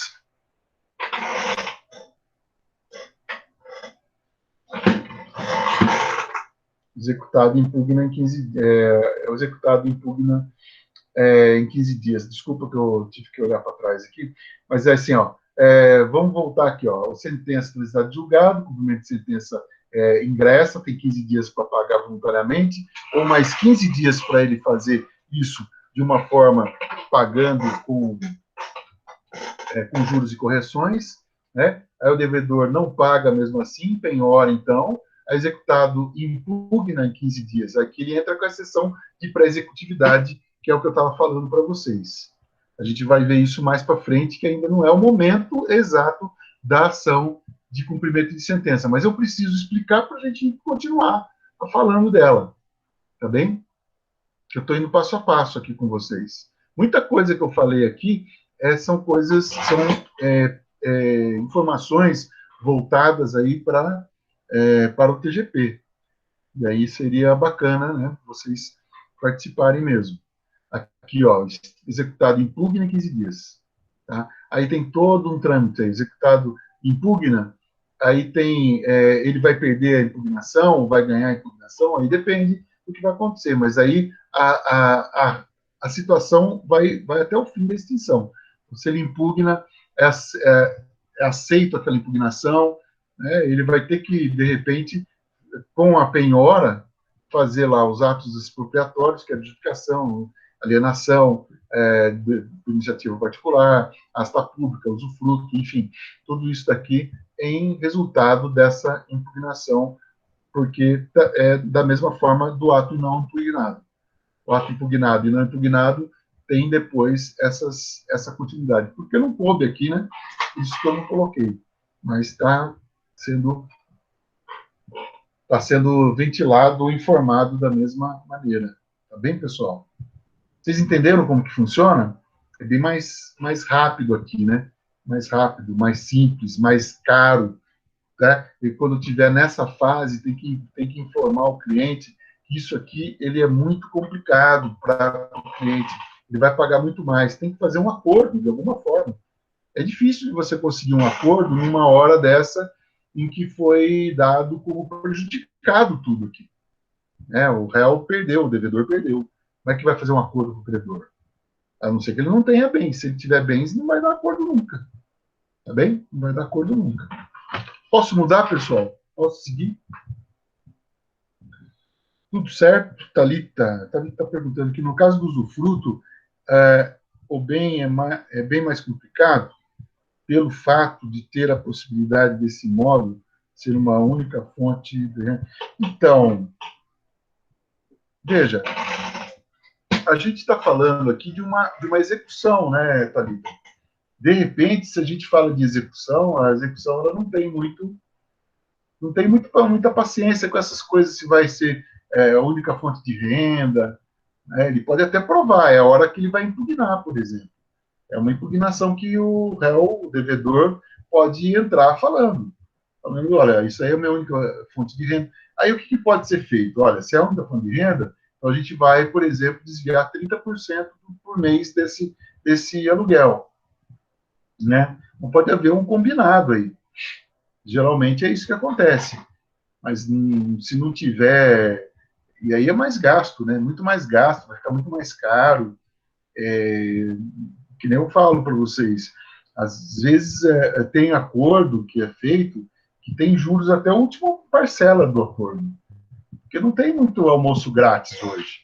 Né? Não existe almoço grátis mais. Então a gente tem que levar em consideração essa possibilidade. Mas no usufruto ele pode ser mais complicado, porque é muito raro você conseguir de alguém que tenha um bem alugado. Não é raro, existe. Mas assim, quem tem um bem alugado, 2 casas, ele já vai ficar esperto para não ficar devendo. Né? Aí se tiver esse caso, por exemplo, aí geralmente a justiça não fica tendo muito dó, não. Vai que vai. Mas assim, se for levantado essa possibilidade, pode ser que ele pegue, por exemplo, 30% do imóvel, 30% do aluguel do imóvel, tá bom? Melhor do que perder o imóvel inteiro, melhor do que perder todo mês 100%, aí ele perde 30%, tá bom? É por aí o negócio. A Vitória também está perguntando que a ação de execução, a ação de execução de título extrajudicial tem que resolver a situação, ou pode se tornar depois da sentença, execução de título judicial. Olha, hoje em dia, a sua pergunta é muito grande para responder. Vou tentar, assim, ser bem sucinto. Não tem, não está confuso, né? Confundir um pouco, não é essa fusão, não tem, não confundiu. O problema é que é muito ampla a resposta, porque a ação de execução de título extrajudicial tem que resolver a situação ou pode se tornar depois, pode se tornar execução de título judicial. Ela pode tornar execução de título judicial se ela não for cumprida. Então, por exemplo, o título extrajudicial aqui, se ele não for cumprido, ele vai ser executado, sim. Tá? Esse é o procedimento correto. E é sempre depois da sentença. Porque eu não consigo, por exemplo, pegar um título judicial sem ter a sentença na minha mão. O título extrajudicial, depois da sentença, ele não vai ter mais valor nenhum, tá? Ele não tem valor nenhum. Eu não posso recobrar esse título novamente. Eu tenho que devolver para o devedor, inclusive. É uma das coisas que a gente tem que ficar bem atento. Tem que devolver para o devedor, tá? Então, o que eu posso dizer, e ter que devolver com um recibo, né? Que ele tenha, por exemplo, retirado. Retirei essa cártula de cheque, de nota promissória, do escritório de fulano de tal, na data, né? Tira um xerox, coloca todos os dados, porque senão ele vai falar que não tirou e começa tudo de novo ali. Começa tudo de novo. Portanto, é interessante sempre ter esse tipo de provimento, né? De você sempre se precaver. Então, se entra com uma ação de execução de extrajudicial, de título extrajudicial, uma vez sentenciado e não pago, depois do trânsito julgado e tudo mais, você vai executar esse título judicial, porque você tem um título muito mais novo para executar agora, muito mais eficaz, entendeu? Muito mais rápido, muito mais caro. Não que seja o melhor título, né? Todos os títulos são importantes, mas o título judicial é aquele que vem sempre com a sentença. Eu vou, com base na sentença, ter esse título, essa execução de título judicial. Só o juiz pode fazer um título judicial, mais ninguém. Tá? Nem o presidente da República. Somente o juiz. Perfeito? Ele que vai fazer esse tipo de coisa. Eu não sei se eu respondi para você, Vitória. Sabe o que eu queria perguntar para vocês? Uma coisa que é importante para mim. Eu fiz isso de manhã, fiz ontem, fiz hoje a pergunta, e quero perguntar para vocês também. Até que horas os professores estão fazendo as exposições deles? Para eu não ir nem mais e nem menos, e na medida do possível. Vocês podem me falar qual que é o horário que eles estão fazendo? Mas falem a verdade, hein? Hoje não é sexta-feira, hoje é segunda. Lembre-se disso. Às 21. Putz, então tem 3 minutos. Verdade, 21, 21 e meia, tá? 9 e meia. 9 e meia da manhã, daí é muita coisa, Carolina. Legal, 21 e 30, é isso aí. Gente, deixa eu só acelerar um pouco para a gente ficar igual do pessoal da manhã, tá bom? Daí a gente vai até 9 e meia também. E se tiver perguntas, pelo amor de Deus, não deixem de perguntar. Eu acho que essa aula está sendo uma aula bem explicada, mas mesmo assim, que eu estou vendo que todo mundo está entendendo, por isso que eu estou tendo essa conclusão, mas se por acaso alguém não entendeu nada, por favor, pergunte. Eu faço maior questão de retomar, conversar, falar, tudo outra vez. Para mim não tem nenhum problema. Tá bem? Ó, mas a aula é muito proveitosa, são dúvidas que tem no nosso dia a dia. É verdade, Thiago, concordo com você. São várias dúvidas importantes. Se tiver mais, vai perguntando aí que eu estou às ordens. Havendo existência de uma obrigação, é possível que o módulo cognitivo, a gente está falando aqui do conhecimento, de uma ação de conhecimento do juiz de direito, venha aí e reconheça a existência da obrigação. Então, se é possível a existência, né, dessa obrigação, ele vai reconhecer essa obrigação, que não foi adimplida pelo réu. Tá? É uma conclusão que está tendo aqui.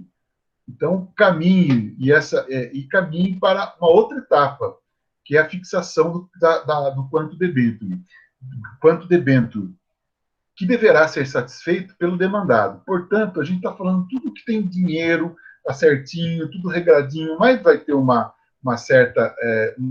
certo momento em que, havendo a existência de uma obrigação, é possível que no módulo cognitivo, ou seja, na hora que o juiz está fazendo o reconhecimento, né, o juiz de direito ele reconheça, por meio desse módulo cognitivo, no meio da ação, né, que ele está analisando, reconheça a existência de uma obrigação que não foi adimplida pelo réu e caminhe para uma outra etapa, que é a fixação do quanto devido. Quanto debênture é o quanto devido, que deverá ser satisfeito pelo demandado. Quem é o demandado? É o devedor. Quem é o demandante? É o credor. Eu estou usando vários termos aqui para vocês irem entendendo as figuras intervenientes. Isso daí vai fazer falta para o dia a dia da advocacia de vocês. Então, é interessante que vocês entendam todos os nomes existentes. Às vezes tem alguém que já trabalha com isso, já sabe, está lá no fórum, etc. Mas, para quem não sabe, já está tendo ali as informações. O quanto devido, quanto debênture e o demandado. E essa outra etapa do procedimento é conhecida como liquidação de sentença. Eu vou ter que tornar aquela sentença ilíquida como líquida. Tem que liquidar. Eu tenho que liquidar. Sendo tratada no Código de Processo Civil, eu falo novo aqui, mas já está antigo quase, né? Já tem 5 anos. E nos artigos 509 e 512. Tá bem? Deixa eu só mudar aqui. Boa. Perfeito. Não mudou muito, não deu certo. Para requerer o cumprimento de sentença, o que o credor tem que fazer para requerer o cumprimento de sentença? O credor, para requerer esse cumprimento de sentença ou execução autônoma de título extrajudicial, ele deverá atender dois requisitos do título executivo, dois requisitos: título executivo e inadimplemento do devedor. Vou repetir aqui, ó. O credor, para requerer o cumprimento de sentença, ele vai ter que deverá, né, atender dois requisitos. Ele tem que ter o título executivo, né, ou inadimplemento do devedor. Quando eu falo aqui o cumprimento de sentença, eu já tenho a sentença do juiz para eu requerer, por exemplo, o cumprimento, né? E se eu tenho aqui a execução autônoma de um título extrajudicial, eu tenho, por exemplo, o próprio título judicial, né? Para eu requerer essa execução autônoma. Por isso que ele é autônoma. Eu vou estar entrando na justiça com uma execução para eu receber aquela folha de cheque não paga, que voltou 2 vezes. Tá? Então, eu tenho aqui esses dois pré-requisitos. Vamos tentar entender ainda esses dois pré-requisitos da seguinte maneira. Eu tenho aqui o credor. Ele tem, por exemplo, uma sentença. Ele é um título executivo judicial, né? E eu tenho, por exemplo, uma sentença que é o título executivo judicial, e eu tenho o cheque que eu posso executar, logicamente, porque há um inadimplemento do devedor. Então, eu tenho que ter o título judicial para eu... vamos melhorar. Eu não quero confundir com isso. É assim, se eu tenho, o credor tem um direito reconhecido, que a gente viu lá atrás, ele vai ter que usar essa execução autônoma, ele pode cumprir a sentença ou a ação autônoma da seguinte forma: cumprimento de sentença, qual é o título que embasa? A sentença, tá bem? Execução autônoma de título extrajudicial, qual é o título que embasa? É contrato, nota promissória, cheque, etc. Tá? São os principais, são esses 3. Mas ele tem que atender 2 requisitos importantes. Você tem que ter o título e tem que estar provado que houve inadimplemento. Como é que eu vou cobrar se houve um pagamento? Não teve inadimplemento. Teve, ao contrário, teve o adimplemento. Tá? Então, eu tenho que ter aqui o título executivo. Para eu entrar com uma ação de título executivo extrajudicial, eu vou ter que entrar com a cártula de cheque, de nota promissória ou o próprio contrato, tá bem? Eu vou estar provando, por exemplo, que ele não pagou, porque eu tenho título executivo, e vou provar que ele não pagou porque ele passou a data e até agora nada, tá bem? Se eu tiver que fazer o cumprimento de sentença, é a mesma coisa. Eu tenho que entrar com a sentença, mostrar para o juiz a sentença. Então, eu tenho que, por exemplo, mostrar aqui, fazer uma petição rápida, mostrar a petição para o juiz e juntar a sentença. E coloco lá no ambiente virtual. Estou mostrando em papel, mas é tudo virtual. Faço a petição, anexo a sentença e protocolo. Tá bem? O que isso significa? Significa que eu estou apto para requerer esse cumprimento de sentença. Aqui está fazendo uma analogia com o título extrajudicial, mas o nosso foco aqui é judicial, é o nosso título judicial, tá bem? Esse inadimplemento aqui do devedor e o título executivo é judicial. Aí, o artigo 786 do CPC, ele prevê o seguinte, que na execução pode ser instaurada caso o devedor não satisfaça a obrigação certa, líquida, exigível. Então, se eu tenho para fazer o cumprimento de sentença, eu tenho que ter a sentença, tá? Que é o título, e tenho que provar que ele não pagou. Então, eu tenho lá o documento, que é um documento certo, ele está com o valor líquido e tem que ser exigível, tá? Consubstanciado no título executivo, que é a sentença. Aí, se vocês quiserem, por exemplo, mas o senhor falou de cheque, tá? Eu falei de cheque quando for uma execução autônoma. Não é o caso. A gente está aqui querendo saber sobre o cumprimento. Tá? Que está sendo aqui, ou mesmo uma execução autônoma, para requerer o cumprimento de sentença, ou uma execução autônoma, deverá atender dois requisitos. O título, no caso do judicial, é a sentença, né? E no caso do extrajudicial, é a cártula de cheque da promissória, tá bem? Ou o próprio contrato, tá? E o inadimplemento do devedor, que é o fato de estar exigível, que passou da data e não houve pagamento. Se houve o pagamento, ele que mostre, o devedor que mostre, tá? E ele não vai mostrar. Só que tem que ficar atento, pessoal, porque na hora da defesa, a gente fica bravo, porque mesmo sendo advogado e não sendo com a gente fica bravo e fica perdendo, né? Se perde ali. Então não pode se perder, tem que ser uma coisa assim, muito pautada. Ele está falando que pagou? Cadê a comprovante? Cadê o recibo? Tá? Às vezes ele junta um recibo lá, um documento, falando que é um recibo, e aquilo praticamente não funciona em nada, não vale nada. É apócrifo. Não tem expressão de valor nenhum informativo. É apócrifo quando não tem expressão informativa. Posso mudar, pessoal? Finalidade da liquidação de sentenças. Vamos supor, eu tenho lá, se eu tiver que liquidar a sentença, porque a sentença que eu for executar, né, junto com a prova do inadimplemento do devedor, ela não está líquida. Como é que eu vou fazer como que eu vou comprovar a liquidez aqui? Ó? Porque para eu entrar com a execução, o artigo 786, ele fala assim, para você entrar com execução, você precisa ter uma obrigação certa, líquida e exigível. Se ela for ilíquida, já faltou aqui um ponto. E a gente viu que quando é ilíquida, a gente tem que pedir para o juiz fazer a liquidação. E como que a gente vai fazer isso? A liquidação ela consiste no procedimento destinado a atribuir um valor ao título executivo. Então, ela vai dar um valor. Primeiro ponto que a gente já sabe. O cumprimento de sentença, portanto, de fato, não poderá ser instaurado se o título de executivo judicial contemplar obrigação ilíquida, que é o que a gente falou. Ele tem que ser certo, líquido e exigível. Então, não está escrito líquido e exigível, certo? E líquido e exigível. Está certo, líquido e exigível. Né? E aí eu tenho que ter essa liquidez. Só que como que eu vou fazer se eu não estou conseguindo fazer liquidez?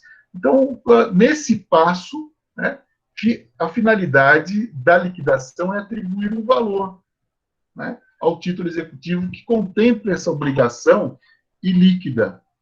Tá? Então, a gente vai ter que fazer com que haja essa possibilidade de contemplar. Porque o título, a título de exemplo, a gente lembra da sentença penal condenatória, né? Um trânsito em julgado que não estabeleça um valor mínimo indenizatório. Vamos supor que alguém, vamos por aí, praticou furto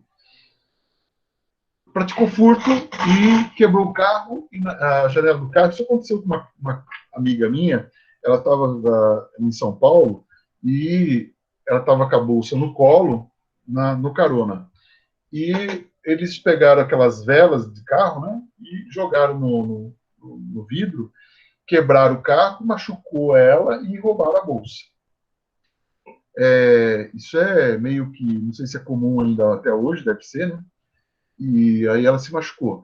E pegaram o cara. Tá? Na hora que ele correu, estava passando uma polícia de moto, a polícia parou e correu atrás e conseguiu catar. E prendeu. Aí ele foi condenado. Tá? Ele era filho de um casal, vamos pôr, de uma família média alta, uma família de renda média alta, e aí ele foi condenado. Tá? Só que no penal não existe condenação de valor. Não existe um valor. É um exemplo típico isso. Aí eu preciso executar. Como que eu executo sem estar líquido o valor, né, na sentença? Então, eu vou ter uma sentença condenatória e eu preciso ter um valor. Tá? Então, anotem, se vocês puderem, esse exemplo, que é um exemplo que é importante. Tá? Que é a questão da sentença penal condenatória. Então, ela está ilíquida, ela tem que se tornar líquida. Então, o cabimento aí seria aí a liquidação, conforme o 509 do CPC, que somente terá cabimento em relação aos títulos judiciais. Tá? A gente está vendo aqui que a liquidação só títulos judiciais. Por quê? Títulos extrajudiciais, só relembrando, ele já tem um valor. Né? Prevê quando a sentença, ao título judicial, prevê que quando a sentença condenar ao pagamento de quantia líquida, que é o caso do direito penal, né, da sentença, proceder-se-á a sua liquidação a requerimento do credor ou do devedor. O devedor também pode requerer, ele não quer ficar devendo. Tem devedor que ele faz de tudo para resolver o problema e tirar da frente. Tá? Não é só o credor, não. Tá? Em títulos executivos judicial que contém a obrigação de dar, quando o cumprimento da obrigação se torna impossível, aí a gente tem aqui o que estabelece o artigo 809. O exequente tem o direito de receber, além das perdas e danos, o valor da coisa também. Quando esta se deteriorar, por exemplo, não lhe for entregue, não for encontrado, certo? Não for reclamado por terceiro que possa ter adquirido isso lá no fim. O artigo 809, ele é uma situação que vai estabelecer, né, estabelecer esse tipo de padrão de recebimento de alguma forma e tem que receber. Então, se a gente tem aqui a liquidação dos títulos judiciais, a gente sabe como que vai se proceder. A gente vai fazer uma petição, uma petição, digamos assim, simples, para fazer a liquidação. Olha, juiz, faça a liquidação desse valor da condenação penal transitada e julgada, né, que é diferente, por exemplo, no caso do título extrajudicial. Mas, se contém uma obrigação de dar, quando o cumprimento da obrigação se tornar impossível, é cabimento também a questão de você tornar ela líquida. Então, dar qual que, por exemplo, seria você entregar, devolver, digamos assim, algum livro raro para a pessoa. Qual que é o valor daquele livro? Tá? Porque aqui você tem duas coisas interessantes. O cabimento da liquidação de sentença, ela cabe para títulos judiciais e para títulos extrajudiciais. Para título judicial, a gente já sabe que a sentença vai condenar o pagamento de uma quantia líquida, vai proceder à liquidação. E quando é um título extrajudicial que tem ali como posição, como informação ou como entrega de uma obrigação de dar alguma coisa, de dar ou até de entregar, pode ser entendido também, mas muito mais de dar, você se obrigou a dar aquilo. Então, quando o cumprimento é obrigação, se torna até impossível, porque como que eu vou dar uma coisa que eu já perdi, por exemplo, aquele livro que era um livro importante da família, enfim, alguma coisa assim. Aí você tem aqui que o exequente tem o direito de receber aquilo. Se for impossível, tem o direito de receber, além das perdas e danos, valor da coisa. Quando essa se deteriorar, não lhe for entregue, não for encontrado ou não for reclamado por terceiro adquirente, o primeiro daquele dispositivo prevê que serão apurados em liquidação o valor da coisa e do prejuízo. Então, vai ter o juiz apurado em sentença. Aqui na próxima lâmina, ela já fala qual que é a modalidade de liquidação. Então, querido, quando a sentença condenar o pagamento à quantia líquida, que é o caso que a gente estava comentando ali atrás, em caso de reconhecimento de danos morais, por exemplo, deve-se proceder à liquidação a requerimento do credor ou do devedor, que pode se dar com um procedimento comum ou por arbitramento. Né? Arbitramento a gente falou bastante lá atrás. Arbitramento é um perito, alguma coisa que vai, alguém que vai dar um norte para aquilo, um valor. Aquele livro que se perdeu, por exemplo, né, um livro raro, ele vale, por exemplo, 100 mil reais. Então vai ter que dar um jeito de pagar. Né? Olha para você ver. Modalidade de liquidação por procedimento comum.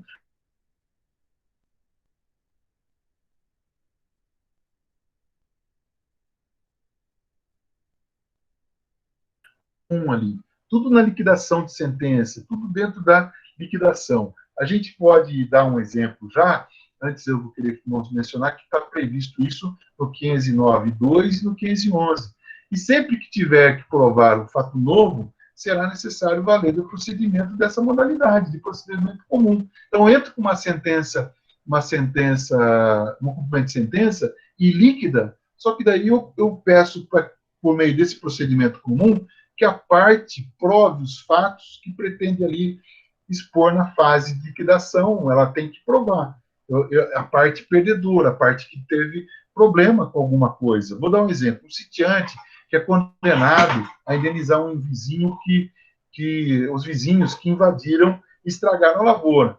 Então, o sitiante ele é condenado porque ele entrou junto com 100 cabeças de gado, por exemplo, naquela plantação, naquela lavoura daquele vizinho, né? Que o gado se perdeu, alguma coisa, ele pode até não ter culpa, mas ele vai ter que pagar, ele tem que indenizar.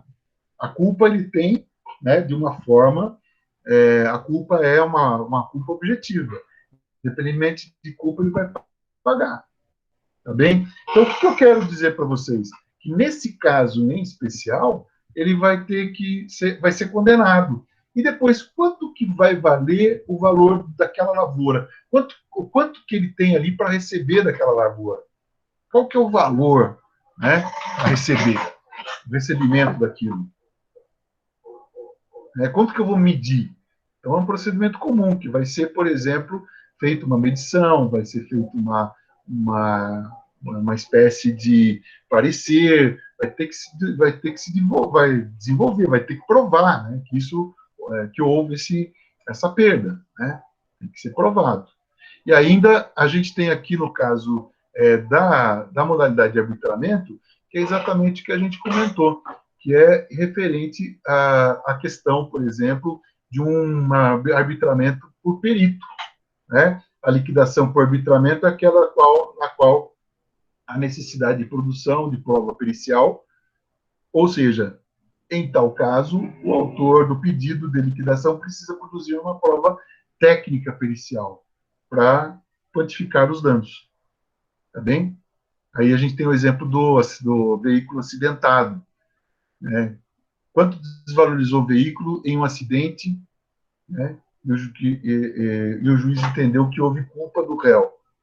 Se houve culpa do réu, né? Mas não sabe o quanto que ele vai ter que pagar. Então, a gente tem aqui por arbitramento. Vai um perito lá, olha e fala, peraí, isso aí você tem aí um valor X para pagar. Tá bem? Um valor X para pagar. Perfeito? Isso daí é possível ser colocado. E eu acabo por aqui, pessoal. Eu tenho aqui o artigo 491, que é onde a gente vai parar, né? Que é exatamente onde eu parei também na aula do pessoal da manhã. Deixa eu só confirmar aqui. E aí a gente continua a aula de TGP. Exatamente. Não, TGP não é aqui, é outra aula. Que é o. Aqui. Não, também. Está tão confusa a minha marcação aqui que nem eu consegui. Mas, enfim, eu lembro que eu parei exatamente no artigo 491, que é a 14, a lâmina 14. De alguma forma está aqui marcado. Parei na lâmina 14. Tá bem? Podemos parar? Para a gente manter aquela regra das 9, 9h20, 9h30, mais ou menos. Aí, a partir da aula que vem, a gente continua. Pode ser, pessoal? Deixa eu só ver aqui. Vocês estão ok. Deixa eu só ver. No título judicial também cabe a obrigação de dar e fazer? No título, claro, cabe. Geralmente, você tem lá uma execução, tá bem?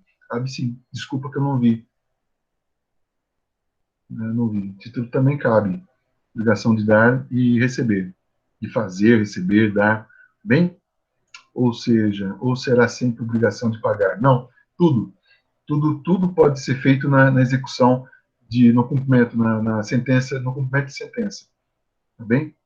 Cumprimento de sentença. Boa noite, boa noite. Tá certo, pessoal. Olha, foi mais um encontro bacana. Gostei muito de ter a participação de vocês. Saiba que está sendo gratificante mesmo ter aí, nem que seja aí esse pessoal, né, são 15 alunos dos 60, praticamente, 50 e alguma coisa, mas está valendo. Tá valendo cada minuto aqui dando aula para vocês. E saibam que eu estou à disposição, tá? Tanto na aula como fora dela. Um grande abraço, obrigado por tudo, e a gente se vê semana que vem, se Deus quiser.